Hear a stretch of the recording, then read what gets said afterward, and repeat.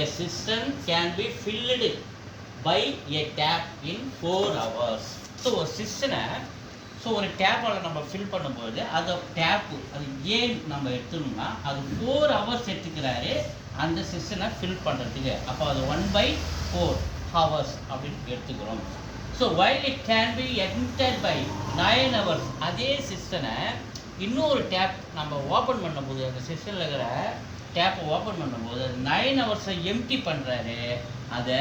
அப்போ டேப் பின்னு வச்சுக்குவோம். அப்போ 9 hours எடுத்துக்கிறாரு அந்த சிஸ்டனை எம்டி பண்ணுறதுக்கு. இப்போ both the pipes are opened simultaneously, then after how much time will that cistern get filled? So ஏவும் பியும் ஒன்றா திறந்து விடுறாங்க. அப்போ ஏ மைனஸ் பின்னு எடுத்துக்கணும். ஏன் ஏ வந்து ஃபில் பண்ணுறாரு 1/4, ஆனால் டேப் பி வந்து என்ன பண்ணுறாரு அந்த சிஸ்டனை எம்டி பண்ணுறாரு, அதனால் மைனஸ் பண்ணுறோம் 1/9. ஸோ அவருடைய கெப்பாசிட்டி எம்டி கெப்பாசிட்டி 1/9, இவருடைய ஃபில்லிங் கெப்பாசிட்டி ஏ வந்து 1/4. ஸோ 1/4 மைனஸ் 1/9, ஏன்னா ஏ மைனஸ் பி. ஸோ ரெண்டுத்தையும் எல்சிஎம் எடுக்கும்போது டினாமினேட்டரில் காமன் லெட்டர்ஸ் இல்லை, காமன் நம்பர்ஸ் இல்லாததுனால அப்படியே மல்டிப்ளை பண்ணோம். 4 × 9 36. ஸோ கிராஸ் மல்டிப்ளை பண்ணுங்கள்.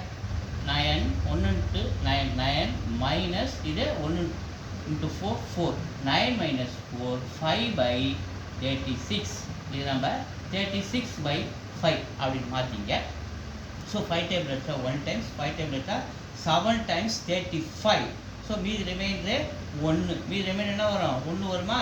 அப்போ இங்கே புள்ளி வச்சுட்டு அந்த 1க்கு 0 சேர்த்தா 10. அப்போ அதே 5 டேபிளில் 10 எடுக்கும்போது 2 டைம்ஸ். அப்போ 7/2 hours அந்த சிஸ்டம் ஃபில் ஆகும். சி